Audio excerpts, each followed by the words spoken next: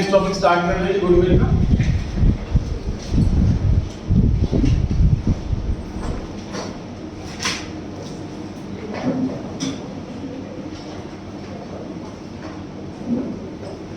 इस टॉपिक के अंदर गुडविल छुपी हुई है और हमें उसे ढूंढ के लाना। गुडविल का हाइड एंड सीक है, हिडन गुडविल टॉपिक का नाम छुपी हुई गुडविल। अब तक जितने भी क्वेश्चन किए एक भी क्वेश्चन ऐसा नहीं था जिसमें गुडविल गिवन ना हो। बस हमें एंट्री करनी थी, हमें रेशो कैलकुलेट करनी थी, ये सारा काम था। इस बार एक्स्ट्रा बर्डन आ रहा है गुडविल कैलकुलेट करने का।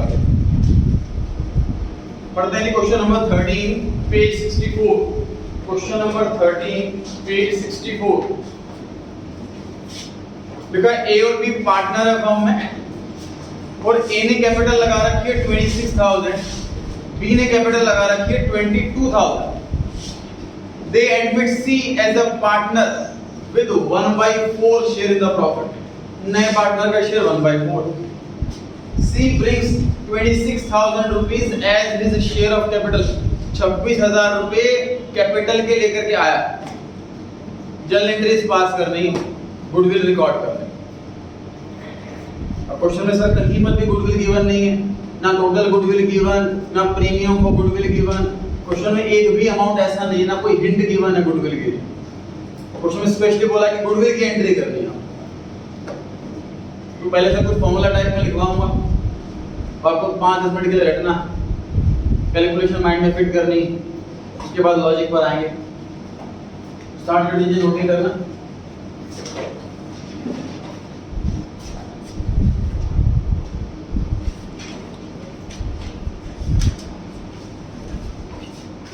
Calculation of goodwill.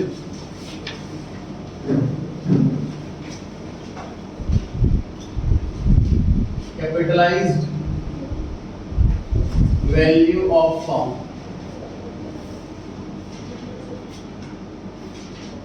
equals new partners capital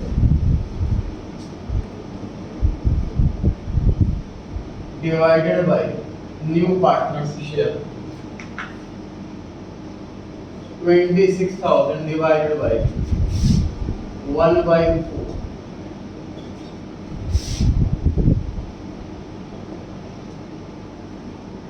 noting कर रहे हैं आप लोग साथ साथ। अभी के लिए हम सिर्फ फॉर्मूला रट रहे हैं, कंप्लीट होने के बाद लॉजिक पर आएंगे। Less total capital of firm 26,000 plus 22,000 plus 26,000।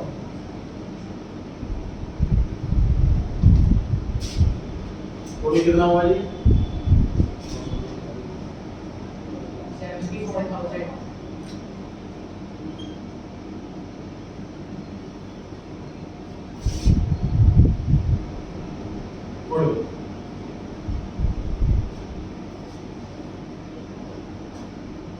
Goodwill calculate कर ली सर हमने, 30,000 रुपए आई है।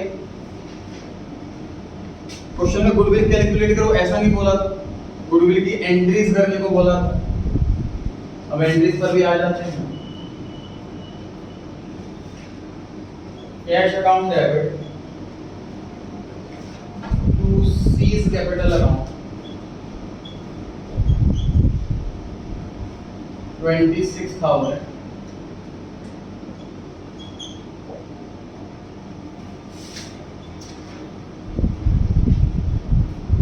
C's capital account debit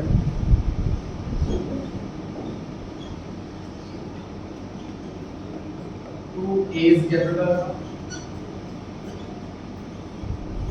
to B's capital। पूरे फर्म की गुडविल है 30,000, नए वाले पार्टनर का शेयर है 1/4, तो 7,500 रुपीज हमें इसके अकाउंट से पैसे काटने चाहिए।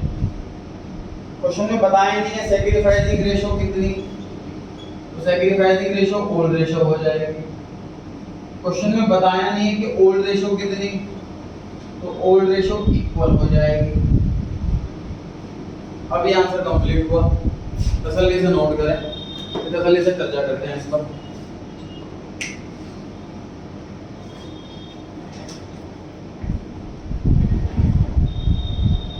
बुक में बहुत ज्यादा क्वेश्चन नहीं है, इससे नोट्स में बहुत ज्यादा क्वेश्चन नहीं है, इससे दो ही क्वेश्चन है।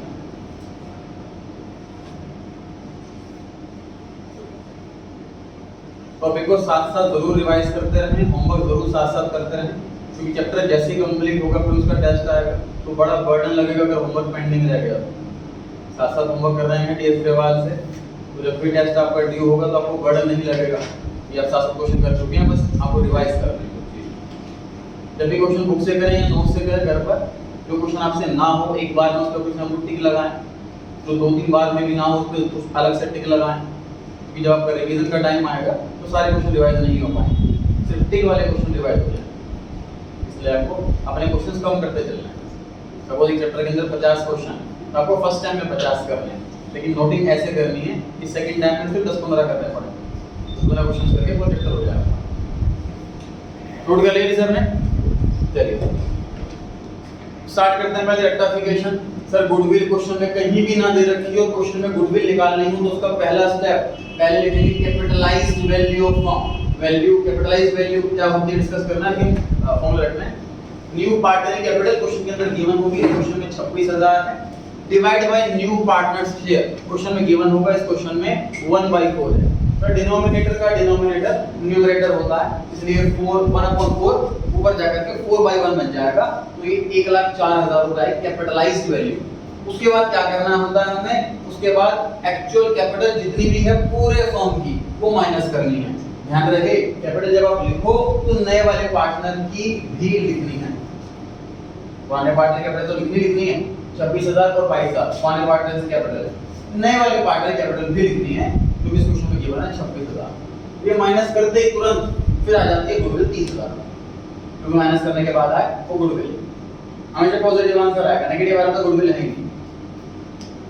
क्वेश्चन में बोला है नया पार्टनर 30,000 26,000 का कैपिटल लेके लाया, फर्स्ट एंट्री देख लीजिए, cash account debit to new partners capital 26,000, goodwill का पैसा नहीं लाया, सारा पैसा के अकाउंट से काट लेंगे, कैपिटल अकाउंट डेबिट कर दिया, टोटल गुडविल 30,000 रुपए, 7,000 पैसा लेंगे इससे, जितना इसका शेयर है उतना ही पैसा लेंगे, इसका शेयर 1/4 है तो 30,000 का 1/4 7,500, कितना पैसा के अकाउंट से काट लेंगे, क्योंकि पैसा नहीं लाया गुडविल का अलग से, और ये पैसा बांट देंगे हम सैक्रिफाइसिंग पार्टनर, सैक्रिफाइसिंग रेशो नहीं दे रखी तो ओल्ड वाली, ओल्ड भी नहीं दे रखी तो इक्वल, इसलिए इक्वल बांट देंगे। ठीक है, थोड़ा समझते हैं।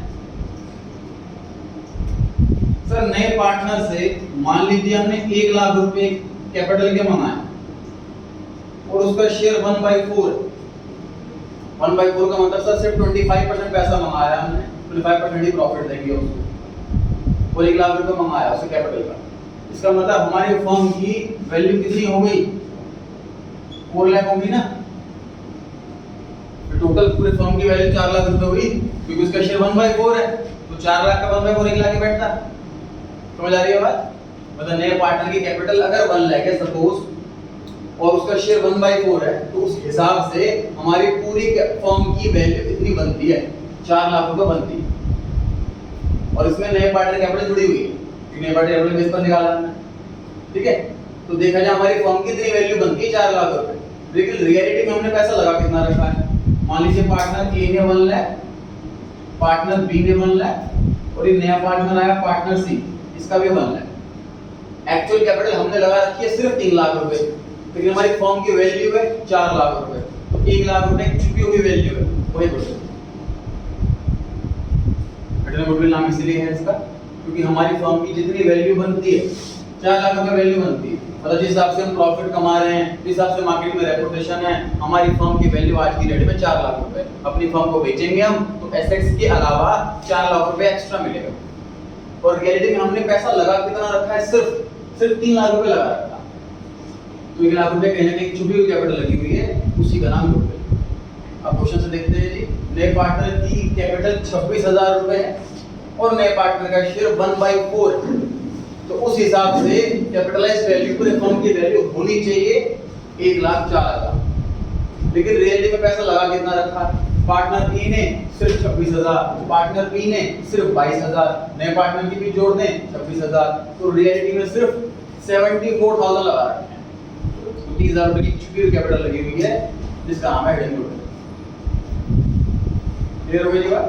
हिडन गुडविल इस तरीके से निकालनी है हमें। हिडन गुडविल वाला क्वेश्चन है, कैसे पता लगेगा? क्वेश्चन के अंदर कहीं पर गुडविल नहीं दे रखी, कहीं पर प्रीमियम को गुडविल नहीं दे रखा, लेकिन एंट्री मांगी गुडविल। ये पहचान है हिडन गुडविल वाले क्वेश्चन। और इस तरीके से इसमें जो गलती होने के चांस कहां हैं? गलती होने के चांस ये हैं कि बच्चे यहां पर नए वाले पार्टनर की कैपिटल ऐड करना भूल जाते हैं। 1,04,000 रुपए लिख दिया, उसमें से माइनस कर देते हैं सिर्फ ओल्ड पार्टनर्स की कैपिटल। यहाँ मिस्टेक हो जाती है, सारे पार्टनर्स की कैपिटल क्योंकि इस 1,04,000 में भी नए पार्टनर कैपिटल जुड़ी हुई है। ठीक है, अगला क्वेश्चन देखते हैं जी।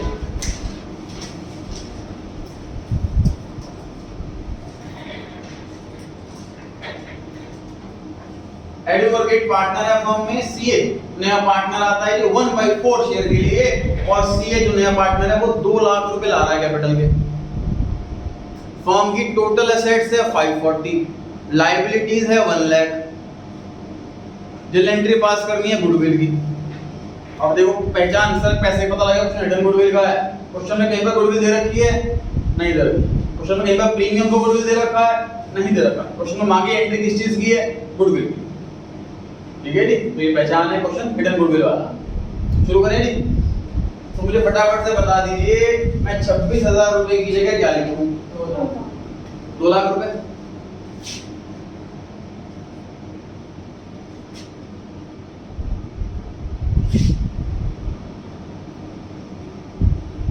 अब ये चैलेंजिंग पॉइंट है जी यहाँ पर। ये कौन बच्चा बता सकता? हाँ जी,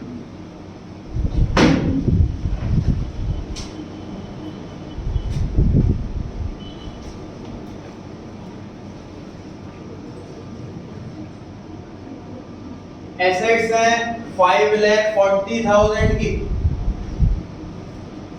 लायबिलिटीज हैं 1 लाख की, तो इसको माइनस करने से कैपिटल आ गई और उसके बिल्कुल सही है। ध्यान रखो एसेट माइनस लायबिलिटी। अगेन बच्चे यहीं पर 440 लिख करके आ जाते हैं। नए पार्ट में कैपिटल भी जोड़ दी है, ये बात ना भूलें। एसेट माइनस लायबिलिटी है तो ओल्ड वाले पार्टनर्स की कैपिटल आ गई, तो फिर नए पार्टनर कैपिटल जोड़ दो। कितना हो गया जी? 6,40,000। गुडविल आ गई 1,60,000।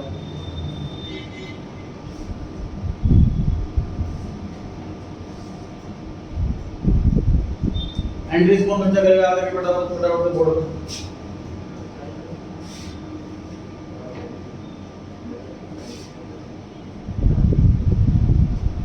एंट्री में करना है, ऑन करना है उधर। आई कौन बच्चा?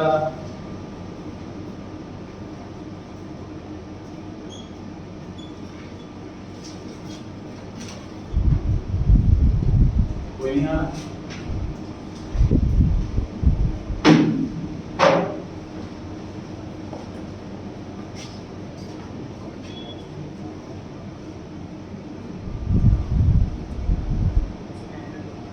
इसी के साथ हमारा कंप्लीट होता है गुडविल वाला टॉपिक।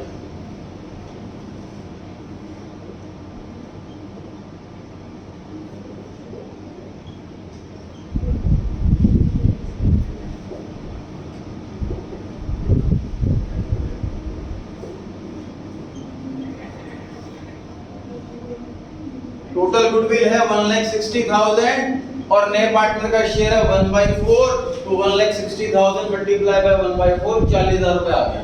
सैक्रिफाइसिंग रेशियो नहीं दे रखी तो ओल्ड की सैक्रिफाइसिंग है, ओल्ड नहीं दे रखी तो इक्वल, तो 40,000 को अब हम इक्वली बांटते हैं 20,000। बिल्कुल सही है, 20,000 रुपए अमाउंट आ गया।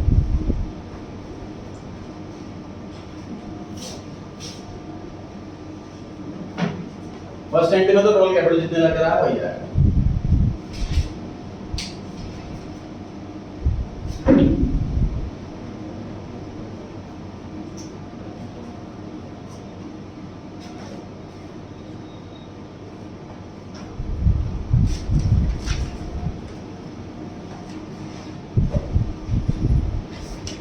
स्टार्ट करते हैं जी नया टॉपिक। ध्यान से सुनेंगे।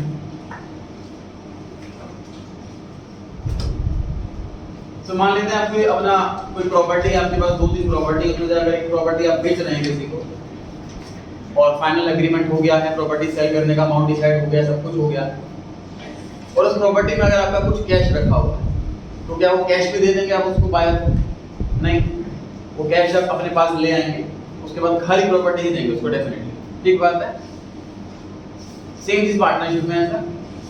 पार्टनरशिप में अगर कोई नया पार्टनर आ रहा तो जो एसेट लायबिलिटी है उसका प्रोपोर्शनेट पैसा तो वो कैपिटल के लेकर के आएगा। लेकिन अगर हमारे को खुद का पैसा पड़ा, ओनर का खुद का पैसा होता है रिजर्व। रिजर्व लायबिलिटी में क्यों लिखते हैं हम? क्योंकि वो पार्टनरशिप फॉर्म के लिए लायबिलिटी, क्योंकि पार्टनर को देना है हमने, लेकिन पार्टनर के लिए एसेट होती है। पहले बताया जी मैंने, सी इंटर में पढ़ेंगे हम, इन्वेस्टमेंट अकाउंट चैप्टर है, उसमें हम इन्वेस्टर के अकाउंटेंट होते हैं। इन्वेस्टर उसमें क्या होता है कि हमारी पार्टनरशिप में कैपिटल लगी हुई है, एक पार्टनर प्रोप्राइटरशिप में कैपिटल लगी हुई है, इस तरीके से पैसा लगा हुआ होता है। तो उस केस में कैपिटल जो लगी हुई है उसे हम एसेट्स में लिखते हैं उस इन्वेस्टर की, और जो रिजर्व का पैसा है उसको भी हम एसेट में लिखते हैं। फर्म ने अर्निंग करी, उसकी अर्निंग का जो शेयर है वो पार्टनर को मिलना चाहिए। पार्टनर कहता है अभी मुझे मेरे कैपिटल मत जोड़ो, फर्म में रख रहने दो इमरजेंसी के लिए, पैसा है वो पार्टनर। तो नया पार्टनर आ जाएगा, वो हिस्सा ना मांग ले उसमें, उसका वरना मतलब बनता है तो पास्ट प्रॉफिट का। इसलिए पुराने पार्टनर फटाफट से रिजर्व बांट लेते हैं, जितना पुराना रिजर्व बचा हुआ है वो सारे पार्टनर्स में बांट के खत्म कर देते हैं। लेकिन नए पार्टनर को मतलब नहीं होना चाहिए इस रिजर्व से, पुराने पार्टनर से मिलकर के कमाए वो पास्ट प्रॉफिट का। समझ आ रही है जी बात? तो आप कसम खाएं जी, जब भी रिजर्व दिखे आपको एडिशन चैप्टर के अंदर उसे खत्म कर देंगे। खत्म कर काट के खत्म नहीं करना है, पार्टनर्स कैपिटल में ट्रांसफर करना है, ओल्ड पार्टनर्स में ओल्ड रेशो। ध्यान रहेगा जी।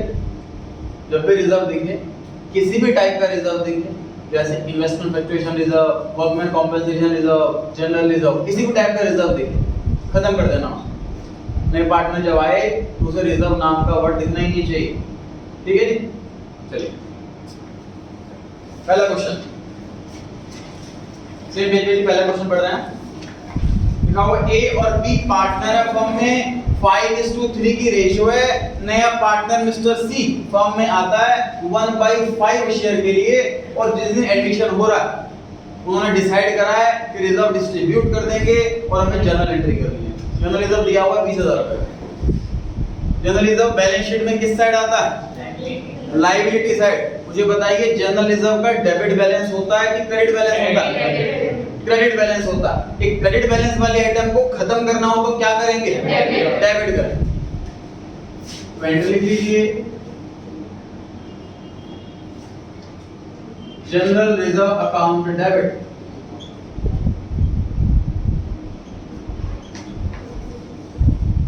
To A is capital account,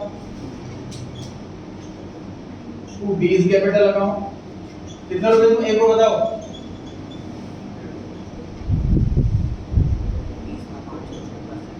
old ratio 5/8 into 3/8 कितना है ये बताएं?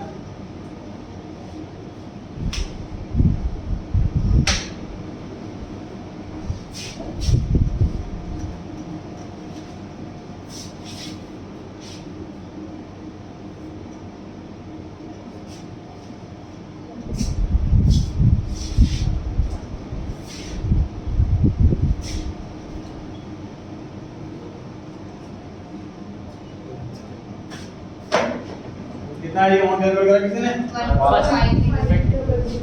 1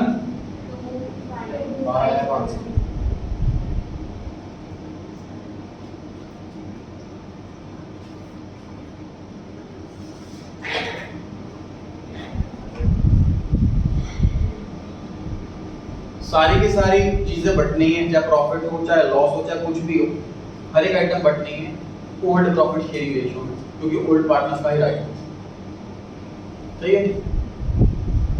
क्वेश्चन नंबर 2, ए और बी पार्टनर है फर्म में, 5:3 की रेशियो है। सी नया पार्टनर आता है 1/5 शेयर के लिए। एडमिशन के टाइम पर ये सारे प्रॉफिट वगैरह लॉस वगैरह दे रखे हैं और हमें उसकी एंट्रीज पास करनी है। शुरू हो जाते हैं जी। पहला दिया हुआ है जर्नलिज्म, एंट्री कर दो।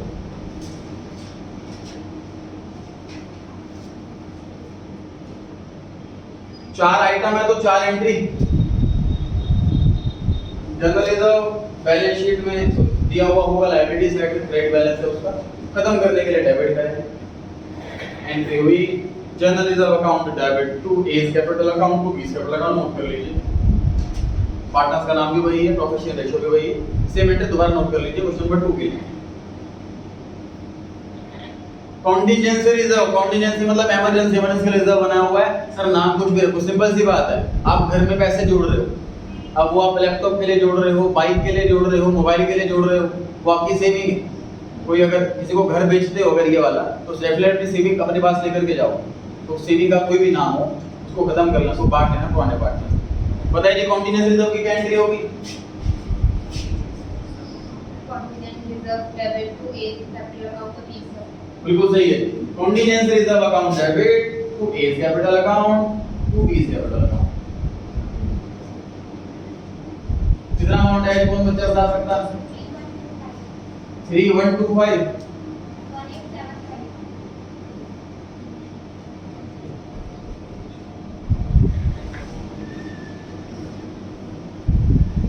जो रिजर्व बांटने की एंट्री करी वही एंट्री करिए जी। स्थिति खत्म कर रहे हैं, खत्म कर रहे हैं रिजर्व को। नए पार्टनर करने से पहले कोई रिजर्व नहीं दिखना चाहिए। हम अकाउंटेंट खत्म कैसे करते हैं किसी भी चीज को?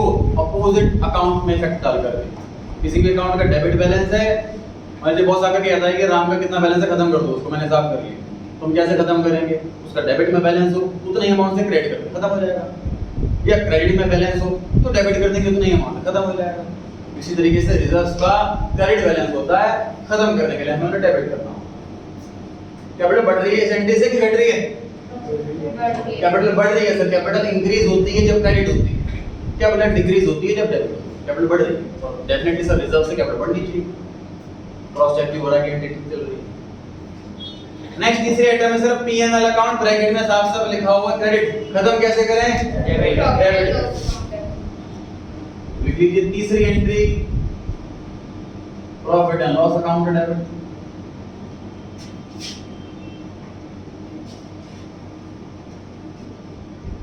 फास्ट करें आप लोग,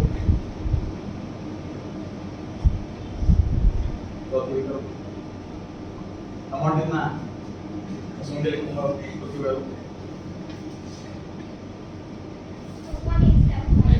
हाँ कितना बताया? 21875 13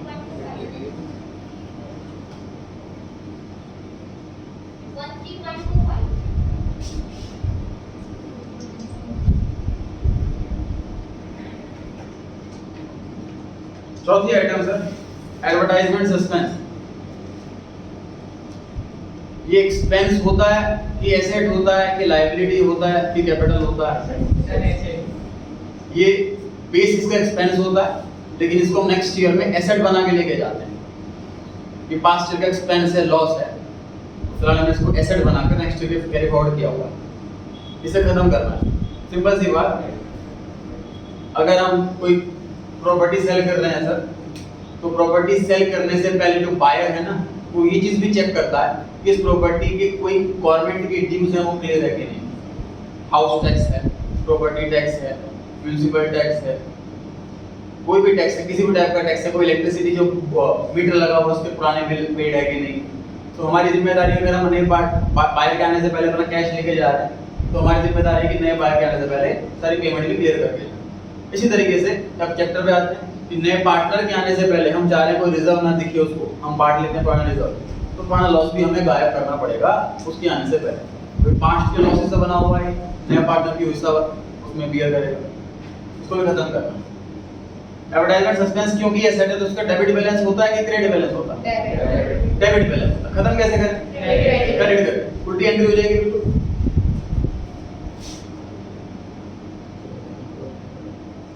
एज कैपिटल अकाउंट है,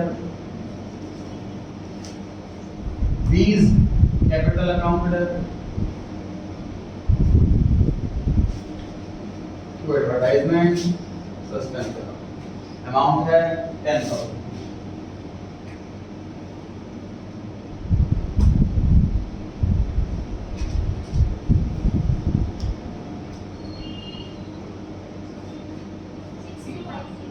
सिक्स टू 50 3750।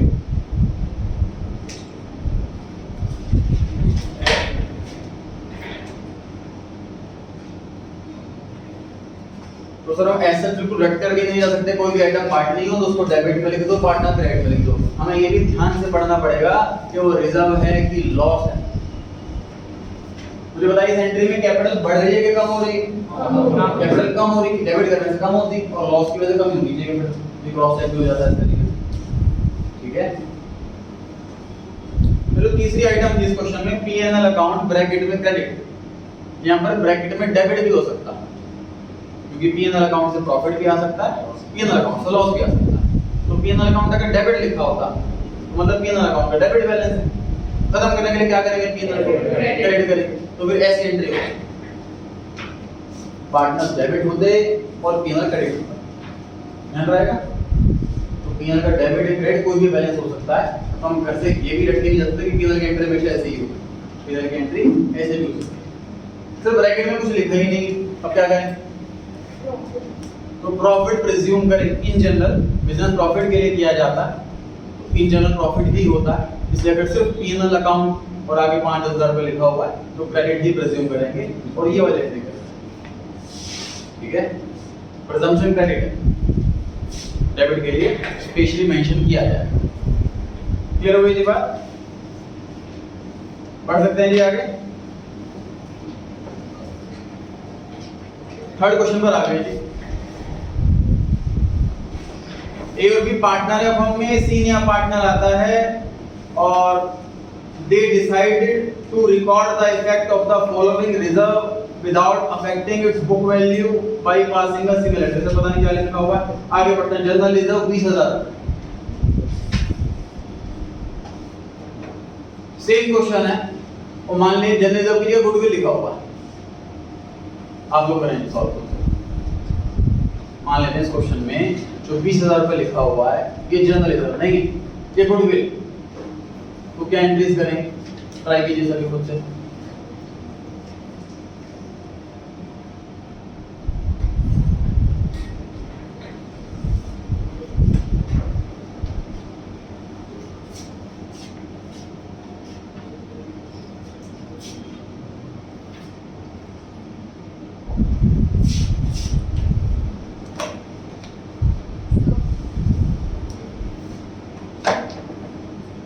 ट्राई करेंगे सभी।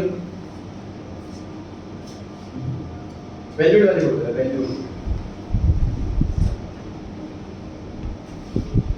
सर गुडविल की हमने दो एंट्री सीखी है। पहली entry cash account debit to premium for goodwill, और दूसरी entry premium for goodwill account debit to sacrificing partners capital. Correct, ये एंट्री सीखिए, नोट ना करें, बोर्ड पर देखिए, नोट ना करें, बोर्ड पर देखिए। टू प्रीमियम फॉर गुडविल और उसके बाद premium for goodwill debit to sacrificing partner. ये हमने एंट्री सीखी है जी गुडविल। इस क्वेश्चन में कहीं नहीं लिखा कि नया पार्टनर गुडविल का पैसा ला रहा, तो फर्स्ट वाली एंट्री गायब हो जाएगी। सेकंड एंट्री में कुछ चेंज होना है, क्या चेंज होना है? प्रीमियम फॉर गुडविल की जगह सीज कैपिटल, ये वाला अकाउंट आ जाएगा। अमाउंट कैसे निकालेंगे जी? टोटल गुडविल 20,000 रुपए है और नए पार्टनर का शेयर कितना है? तो यहाँ 4,000 आ जाएगा, है ना? और 4,000 कौन से रेशियो में बढ़ना है? Sacrificing ratio. सैक्रिफाइसिंग रेशियो नहीं दे रखी तो ओल्ड ही सैक्रिफाइसिंग है, 5/8 और 3/8।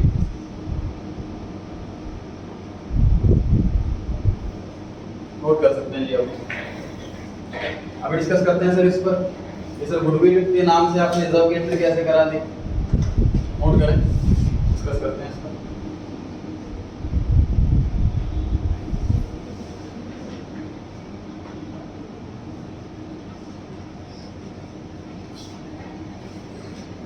इसका आंसर है जी। मतलब सर ऐसा कोई क्वेश्चन आ जाए इसमें जनरल रिजर्व या कोई भी रिजर्व दे रखा हो और जिसमें ये कोई गड़बड़ सी लाइन लिखी हो विदाउट अफेक्टिंग बुक वैल्यू ऐसा कुछ अजीब सा लिखा हुआ हो, तो ऐसे क्वेश्चन में हम ये मान लें कि वो रिजर्व नहीं गुडविल है और आंसर सॉल्व कर आए तो भी हमें पूरे मार्क्स मिल जाए।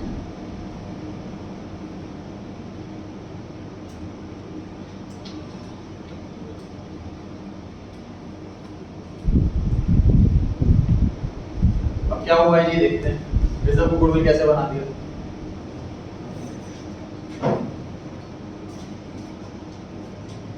सर फॉर्म में रिजर्व कोई भी क्रिएट किया जाता है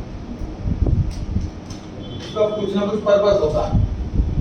फॉर्म सर इस टाइप की है जहां पर मिसहैपनिंग या लॉसेस होते रहते हैं, सामान गिर गया, टूट फूट होती है या लेबर के साथ चोट फूट लग जाती है उसके लिए पैसे देने पड़ते हैं। हमारा एग्रीमेंट इस टाइप का होता है कस्टमर के साथ कि अगर डिले हो गया तो पेनल्टी लगनी शुरू हो जाती है पर डे। बड़ी कंपनी में जब एग्रीमेंट होता है उसका कि आप कितना रॉ मटेरियल भिजवाओगे, इतनी क्वांटिटी और इस डेट तक भिजवाओगे, उसके बाद अगर लेट हुआ तो पर डे इतनी पेनल्टी लगेगी, ये एग्रीमेंट में लिखा होता है। उसकी वजह ये होती है कि भैया जो बायर है उसके एंगल सोचो, उसने रॉ मटेरियल खरीद रहा है किसी से, सामने वाला अगर रॉ मटेरियल लाने में देरी कर दे तो हमारी लेबर खाली बैठी रहेगी, उनकी सैलरी जाएगी फ्री, लॉस हो जाएगा नहीं हो जाएगा। एग्रीमेंट में लिखवा लेते हैं भैया कि आपको हमें सपोज 20 तारीख तक चाहिए, आपको 30 तारीख तक की छूट दे रहे हैं, इसके बाद भिजवाओगे तो वो दिन से इतना लाख रुपए पेनल्टी रोज की लगेगी, ये एग्रीमेंट करवा लेते हैं। जब जो बड़ी प्रॉपर्टी वगैरह भी बनती हैं तो हमने बिल्डर को कॉन्ट्रैक्ट दिया है कि ये प्रॉपर्टी बनाओ, इतने हम रेंट पर रह रहे हैं। मान लीजिए हमारा कोई घर है पुराना हो गया तो इतने हम रेंट पर शिफ्ट हो रहे हैं और हमने नया घर बनने को बिल्डर को दी, बिल्डर से बात करते हैं, एग्रीमेंट करवाते हैं, कितने टाइम में बना के देगा। सपोज वो 4 महीने कहता है, हम कहते हैं तो 5 महीने ले, लेकिन 5 महीने से अगर ऊपर हुआ जितना हमारा रेंट जा रहा है वो तो बढ़ेगा, तो तुम्हारे वजह से हमारा रेंट बेच जा रहा है, हमारा तो घर रेंट है, खुद अगर तो किराया रहना पड़ रहा है। समझ आ रही है बात? ये एग्रीमेंट में करवा सकते हैं, डिपेंड करता है अच्छे लेवल पर है बिल्डर, कितना टर्म्स कंडीशन हमारे मानने वाला है। तो सर रिजर्व किसी ना किसी पर्पस से बनाया जाता है। अब ध्यान से सुनिए, पहले वाले केस में क्या हुआ था कि हमारे पास पार्टनर्स आए, अकाउंटेंट के पास पार्टनर्स आए और उन्होंने कहा कि भाई देख नया पार्टनर आने वाला है तो फर्म में जितना हमारा खुद का पैसा पड़ा हुआ है, रिजर्व वगैरह पड़ा हुआ है, सब हमारे अकाउंट में शिफ्ट कर दे, नए पार्टनर को कुछ मतलब नहीं होना चाहिए उसमें, तो हमने शिफ्ट कर दिया, रिजर्व अकाउंट खत्म कर दिया, पुराने पार्टनर अकाउंट में सारा पैसा शिफ्ट कर दिया। इस बार जो नए जो पुराने पार्टनर से इस बार वो आए हमारे पास, वो अकाउंटेंट से हमसे क्या डिमांड कर रहे हैं सुनो ध्यान से। वो कह रहे हैं भाई देख रिजर्व हम लोगों का पड़ा हुआ है फर्म में, नए पार्टनर को कुछ पैसा मिलना नहीं चाहिए उससे, लेकिन हम चाह रहे हैं वो पैसा पड़ा भी रहे, हमारे कैपिटल में जुड़ जाएगा, खर्च हो जाएगा और फिर फर्म में कोई नीड आ जाए, इमरजेंसी आ जाए, उसके लिए रिजर्व हो गई। तो हम चाह रहे हैं कुछ ऐसी कैलकुलेशंस ही कर दो, कुछ ऐसी एंट्रीज करो कि नए पार्टनर को उसका हिस्सा भी ना मिले और फर्म में पैसा रिजर्व का पड़ा भी रहे, ऐसी कुछ एंट्री करो। तो ये ऐसी एंट्री करी गई है। तो ऐसी एंट्री करने से क्या हो गया, क्या मिल गया, तो ध्यान से, तो क्या हो गया, रिजर्व था कितना इस क्वेश्चन के अंदर 20,000 रुपए। फ्यूचर में जब भी रिजर्व बढ़ेगा तो नई प्रॉफिट शेयरिंग रेशियो के हिसाब से बढ़ेगा और नई प्रॉफिट शेयरिंग रेशियो के हिसाब से नए वाले पार्टनर का शेयर कितना है 1/5। मतलब नए पार्टनर को अगर पैसा मिल भी जाएगा इस रिजर्व की वजह से तो कितना मिल जाएगा 4,000 रुपए से आज ही 4,000 रुपए नए वाले पार्टनर से आज ही ले और पुराने पार्टनर्स को दे देते और चेक करते हैं, क्रॉस चेक करते हैं कैसे करा हमने। मान लीजिए सारे रिजर्व आज ही बांट देते हैं तो कितना पैसा मिलेगा, एक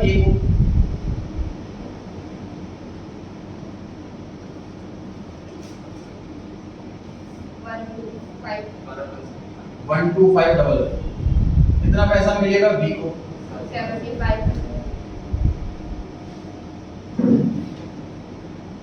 ये तो हुआ अगर आज ही बांटना है प्रेजेंट टाइम। अब देखिए फ्यूचर में रिजर्व अगर बांटते हैं तो 20,000 में से 4,000 तो नया वाला पार्टनर ले जाएगा, पुराने वाले पार्टनर के लिए कितना बचेगा, 16,000। कितना पैसा मिलेगा ए को, कितना पैसा मिलेगा बी को। मतलब आज ही अगर रिजर्व बांट दें तो ए को मिलेंगे 12,500, फ्यूचर में रिजर्व बांटते हैं तो इसको मिलेगा 10,000, इसका नुकसान हो रहा है 2,500 का, 2,500 इसको आज ही दे देते हैं। सेम चीज बी में चेक करते हैं, आज ही अगर रिजर्व बांट दें तो बी को मिलेंगे 7,500, फ्यूचर में अगर रिजर्व बांटते हैं तो बी को मिलेगा 6,000, 1,500 रुपए का लॉस हो रहा है, 1,500 रुपए इसको आज ही दे देते हैं।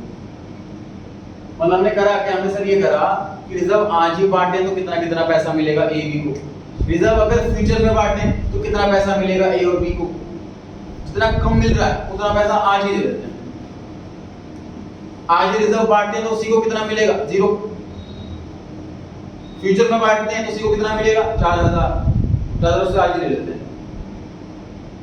ये नेट इफेक्ट की एंट्री, यही एंट्री हम गुडविल में करते हैं सेम लॉजिक के साथ। ये गुडविल हम फ्यूचर में बेचेंगे तो कुछ एक्स्ट्रा पैसा मिल जाएगा नए वाले पार्टनर को, उससे आज ही पैसा ले लेते हैं। Same concept same logic goodwill में था, इसलिए मैंने आपको ये एंट्री गुडविल की तरह करवाई है। आप इसको घर से रट करके जा सकते हैं कि जब भी रिजर्व क्वेश्चन में दे रखा हो और क्वेश्चन में ये बोला हो कि without affecting the book value of reserve, मतलब रिजर्व की जो बुक्स में वैल्यू है उससे कोई इफेक्ट नहीं आना चाहिए, वो एज इट इज कैरी होनी चाहिए और हमें कुछ एडजस्टमेंट एंट्री करनी है इस तरीके से। तो बिल्कुल वैसी ही एंट्री करनी है जैसे हम गुडविल में करते हैं। ये जो मैंने इधर सारा काम लिखा है इसे समझाने के लिए लिखा है, ये एग्जाम में नहीं करना है आपको, एग्जाम में सिर्फ इकलौती एक एंट्री करके आनी है। नए पार्टनर को डेबिट में बिठाओ, सैक्रिफाइसिंग पार्टनर को क्रेडिट में बिठाओ, टोटल रिजर्व से मल्टीप्लाई करो नए वाले पार्टनर को, नए वाले पार्टनर के शेयर से, और उसे बांट दीजिए सैक्रिफाइसिंग रेशियो। नहीं दे रखी तो उल्ट, नहीं दे रखी तो वापस से पढ़ना। सेकंड लाइन में क्या लिखा हुआ है ध्यान से देखें, सेकंड लाइन में क्या लिखा हुआ है, they decide to record the effect, effect तो रिकॉर्ड करना है of the following reserve without affecting its book value, book value पे कोई इफेक्ट नहीं आना चाहिए। मतलब जनरल रिजर्व की बुक वैल्यू आज की डेट में 20,000 क्रेडिट बैलेंस है, वो 20,000 क्रेडिट बैलेंस ही होनी चाहिए, वो अफेक्ट नहीं होनी चाहिए। इस बात को ध्यान में रखते हुए हमें एडजस्टमेंट एंट्री करनी है। Adjustment entry in to sacrificing की होती है चारों चैप्टर्स में, चेंजिंग रेशियो, एडमिशन, रिटायरमेंट, चारों चैप्टर में एडजस्टमेंट एंट्री सिर्फ एक ही है, gaining partner debit, sacrificing partner credit. A new partner is always a gaining partner, क्योंकि इसका ओल्ड शेयर 0 था। पढ़ेंगे आगे, फोर्थ क्वेश्चन पर आ गए हैं। क्वेश्चन 4 में लिखा है कि ए और बी पार्टनर है, फर्म में 5:3 की रेशियो है। सी नया पार्टनर आता है 1/5 शेयर के लिए। सी के एडमिशन के टाइम पर ये फॉलोइंग रिजर्व प्रॉफिट लॉस दे रखे हैं without affecting their book value, यहाँ पर भी लिखा हुआ है without affecting their book value. इसका मतलब सर एंट्री तो पक्का यही होनी है, नए पार्टनर को डेबिट में बिठाओ, सैक्रिफाइसिंग पार्टनर को क्रेडिट में बिठाओ, सिर्फ अमाउंट पे मेहनत करनी है। मतलब अमाउंट 20,000 की जगह कुछ और आएगा।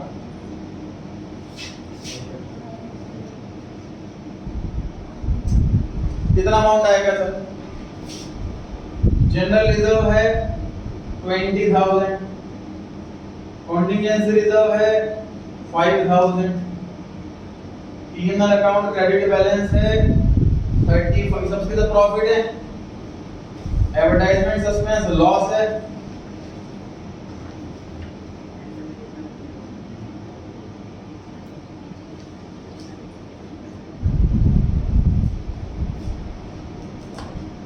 हमने फाइनली प्रॉफिट कितना आ रहा है वो निकाल लिया, सारे रिजर्व्स को प्लस कर दिया, लॉसेस हैं तो माइनस कर दिया और नेट इफेक्ट कैलकुलेट कर लिया। नेट इफेक्ट आ रहा है 50,000 रुपए, तो ये 50,000 रुपए।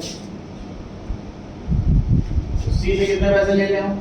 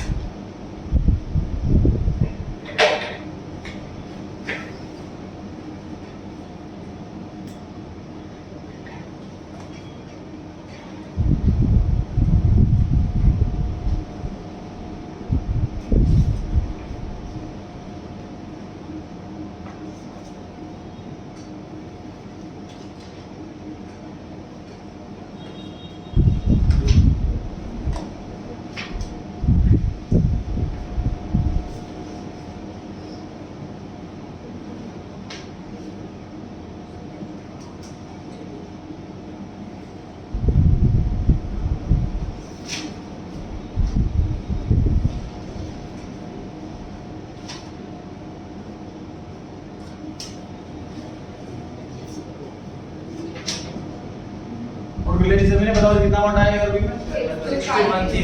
6250 आएगा।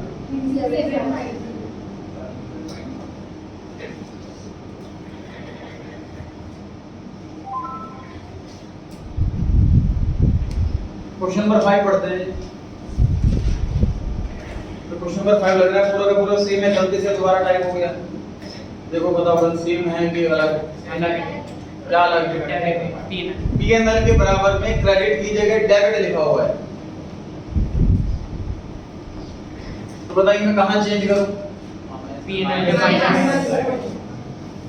के प्लस की जगह माइनस हो जाएगा। यहां पर कितना आ जाएगा ये बताइए बराबर?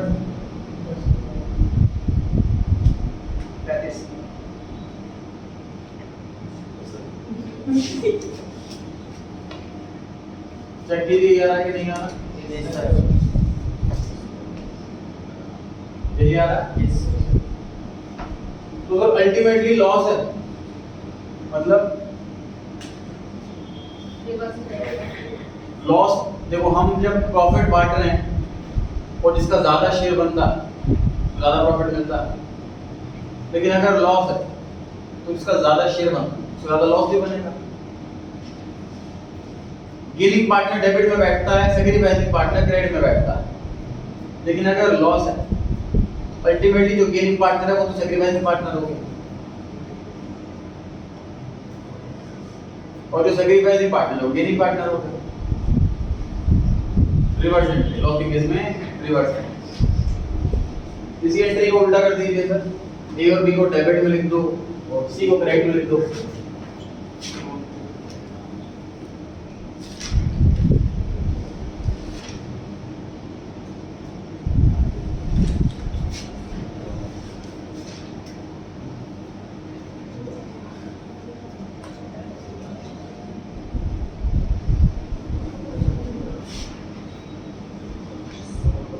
कितना अमाउंट है ये बता? 2500 और 300।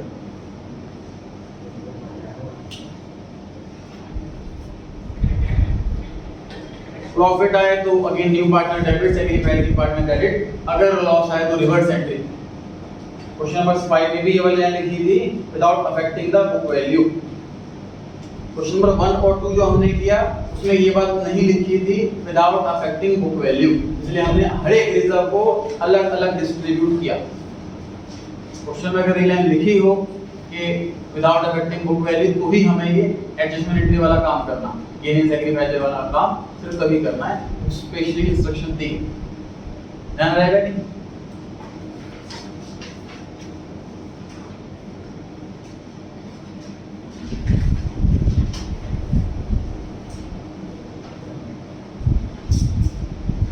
Page number 68 question number 8 balance sheet के अंदर ढूंढो कौन कौन सी आइटम है जिसे बिना कहे एडजस्ट करना है, जो हमने आज की क्लास में सीखा है। क्वेश्चन नंबर 8 पेज 68 तो बैलेंस शीट के लायबिलिटी साइड में दिख रहा है हमें जनरल रिजर्व। क्या एंट्री होता है जनरल रिजर्व की? बताओ जी फटाफट से। जनरल रिजर्व डेबिट होगा और दो पार्टनर है, ओल्ड पार्टनर सबसे ऊपर लिखा हुआ है पी एंड एस, वो क्रेडिट होंगे। जनरल रिजर्व का अमाउंट है 55,000। कितना मिलेगा पी को? P/5। उसमें दे रखी है रेशियो 3:2, तो 3/5 पी का और 2/5 एस का। क्वेश्चन जब कराया जाएगा तो नोट कराऊंगा ही मैं, अभी प्रैक्टिस करा रहा हूं कि इस तरीके से हमें बड़े क्वेश्चन में मिलेगा ये। तो रिजर्व वाले टॉपिक के बाद में होमवर्क नहीं लिखा हुआ, होमवर्क इसलिए लिखा हुआ क्योंकि यही क्वेश्चन बड़े क्वेश्चंस के अंदर मिलेंगे, जैसे कि क्वेश्चन में करा रहा हूं। इसी क्वेश्चन में एसेट साइड में झांको, पी&एल अकाउंट दिया हुआ है 5000, सर ब्रैकेट में कुछ भी नहीं लिखा है डेबिट या क्रेडिट, तो क्या अज्यूम करोगे? हालांकि एसेट साइड में हर आइटम डेबिट बैलेंस ही होती है, एसेट साइड का डेबिट बैलेंस होता है। अजम्पशन या प्रिजम्पशन तब लगाई जाती है जब क्वेश्चन में कोई हिंट अवेलेबल ना हो, without balance sheet P&L account लिखा हो, तब हमें क्रेडिट मानना है। यहाँ पे तो एसेट साइड के अंदर दिया हुआ है पी&एल, तो डेबिट साइड की आइटम ही आती है एसेट साइड के अंदर, तो ये P&L का डेबिट बैलेंस है। ये ना सोचे कि सर बता रखा है सर ने कि कुछ लिखा हो तो क्रेडिट मानना, ध्यान रहेगा। खत्म कैसे करो इसे? क्रेडिट कर, मतलब अब P और S डेबिट हो जाएंगे और P&L क्रेडिट हो जाएगा। समझ पा रहे हैं क्वेश्चन किस तरह के सॉल्व कर रहे हैं? ये बड़े क्वेश्चन के अंदर एंट्री करनी है हमें। क्वेश्चन 8 मार्क्स का आता है। अब इसे रिजर्व वाला पार्ट करा रहा हूं।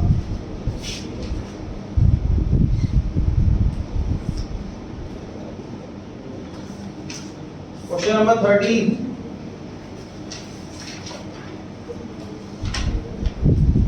क्वेश्चन 13 में लिखा हुआ है P&L 15,000। क्वेश्चन 13 में लिखा हुआ है P&L 15,000। सर ये तो बताया नहीं डेबिट है क्रेडिट है, तो क्या अज्यूम करें? क्रेडिट, क्योंकि लायबिलिटी साइड के अंदर हर एक आइटम का क्रेडिट बैलेंस होता है। खत्म कैसे करो इसे? डेबिट करके P&L debit to W to R। 15,000 रुपए का P&L है,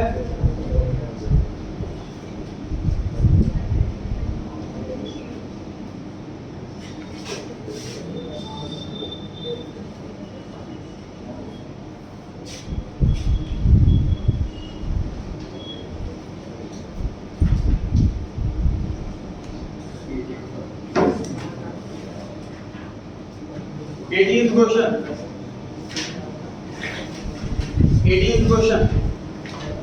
इसमें दो रिजर्व हैं सर।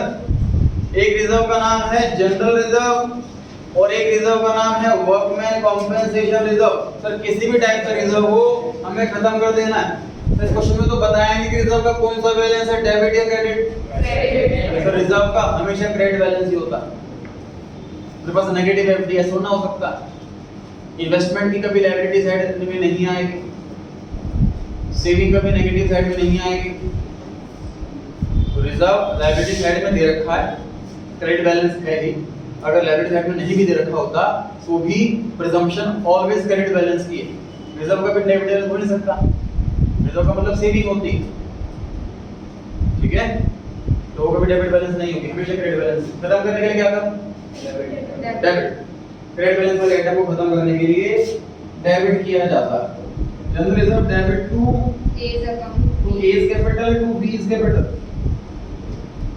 15,000 बांट देंगे सर 3/5 और 2/5। कैसे खत्म करें? वर्कमैन कॉम्पेंसेशन रिजर्व बताइए। Workman compensation debit, workman compensation reserve debit to A's capital account, A's capital account to B's capital account.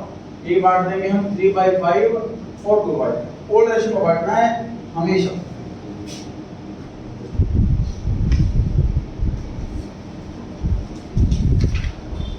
आप जा सकते हैं गुडविल के क्वेश्चन चेक कराने के बाद। पेज 74 टॉपिक दिया हुआ है जी गुडविल। 1 से लेकर 9 क्वेश्चन है। उसके बाद टॉपिक दिया हुआ है हिडन गुडविल। 1 से लेकर 2 क्वेश्चन, टोटल 11 क्वेश्चन चेक कराने दिया आपको। छुट्टी हो चुकी है, आप लोग लेट कर रहे हैं।